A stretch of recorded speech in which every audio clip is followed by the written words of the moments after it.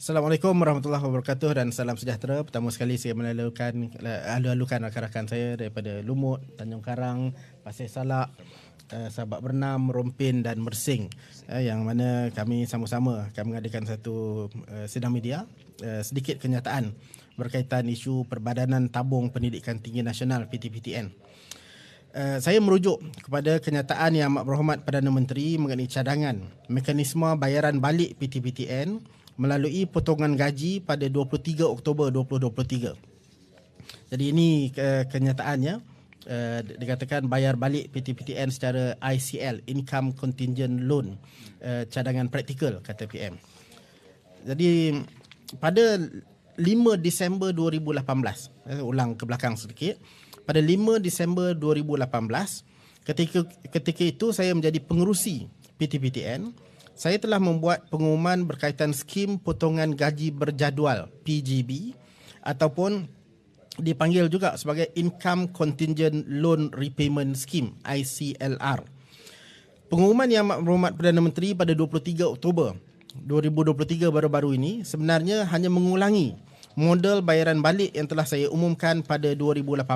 Saya masih ada lagi ini salinan kenyataan media PTPTN yang dikeluarkan pada masa tersebut, pada tahun 2018 lagi. Yang menariknya, sebaik saja saya membuat pengumuman mengenai ICLR tersebut pada 5 Disember 2018, sehari selepas itu, pada 6 Disember 2018, Angkatan Muda Keadilan AMK meminta supaya PTPTN menangguhkan pelaksanaan skim ICLR tersebut. Siapa yang menjadi ketua AMK pada masa itu? Ketika itu, Saudara Akmal Nasir merupakan ketua AMK dan beliau amat pantas membantah skim yang saya umumkan itu. Sekarang ini, beliau sudah pun menjadi Yang Berhormat Johor Bahru dan Timbalan Menteri Pembangunan Kerajaan Tempatan.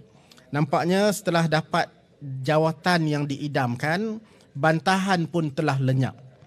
Malahan bukan itu saja. Pada 6 Disember 2018, Datuk Seri Anwar Ibrahim pada ketika itu Ahli Parlimen Port Dickson dilaporkan berkata, dan saya petik, saya akan kemukakan keresahan beberapa peminjam PTPTN untuk pertimbangan Menteri Pendidikan dan pengurusi PTPTN. Saya akan beri nota segera kepada mereka. Mana dia? Ni ha. Ini ada salinan. Anwar akan kemukakan keresahan peminjam PTPTN. Jadi apa yang berlaku ialah beliau membantah, Datuk Seri Anwar Ibrahim pada masa itu membantah skim yang kita nak perkenalkan. Saya nak maklumkan bahawa sepanjang 4 tahun saya menjadi pengurusi PTPTN, nota tersebut yang dikatakan nak dihantar tak pernah sampai ke meja saya. Sehingga pada masa itu saya sendiri terpaksa membuat permohonan untuk berjumpa dengan beliau dan menerangkan cadangan tersebut. Ini beberapa bulan selepas pengumuman itu dibuat, dan pada masa itu setelah dibentangkan, setelah diterangkan, beliau pada masa itu masih tidak bersetuju atas alasan bahawa ia tidak popular. Yang jelas pada masa itu Anwar Ibrahim dan Akmal Nasir memberi tekanan kepada saya kerana mereka tidak bersetuju dengan skim potongan gaji berlandaskan ICLR yang saya umumkan kerana katanya ia tidak popular. Bukan tak bagus, tapi tidak popular. Nyata bahawa bantahan itu adalah satu tindakan yang gopoh dan mengejar populariti, bukan atas niat untuk benar-benar menyelesaikan cabaran yang dihadapi oleh PTPTN. Hari ini, mereka sendiri yang mengulang kembali cadangan yang pernah saya bawa 5 tahun yang lalu.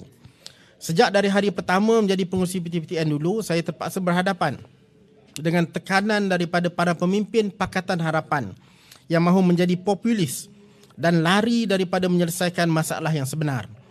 Akibatnya, hingga hari ini isu PTPTN ini masih belum selesai. Walaupun banyak idea-idea yang baik yang sebenarnya telah kita kaji dan telah kita teliti dan telah kita bentangkan. Termasuklah juga kepada kabinet sendiri. Saya menyeru supaya isu PTPTN ini dibincangkan dan didebatkan dengan cara yang rasional dan objektif. Rujuk juga semua hasil kajian dan juga nota-nota serta memorandum Jemaah Menteri yang pernah saya hantar melalui Kementerian Pengajian Tinggi sebelum ini. Tidak ada keperluan untuk kita start from zero apabila bercakap mengenai PTPTN.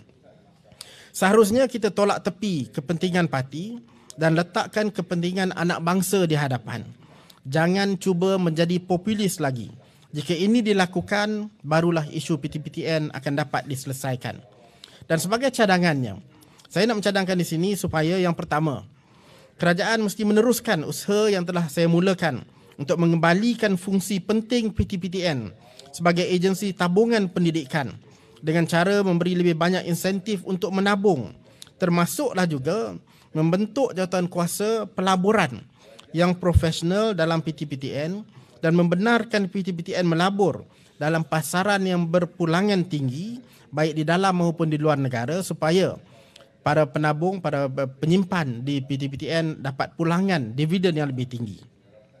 Yang kedua, kerajaan juga mesti putuskan dan laksanakan dengan secara muktamad kaedah bayaran balik PTPTN yang tidak membebankan peminjam. Yang ketiga, jangan kita lupa mengenai liability PTPTN yang sudah menjadi amat besar pada hari ini. Yang mana ini adalah risiko. Dan saya pernah sebut sebelum ini, PTPTN ini dari segi risikonya, masalah yang boleh dibawa kepada negara mungkin lebih besar daripada 1MDB.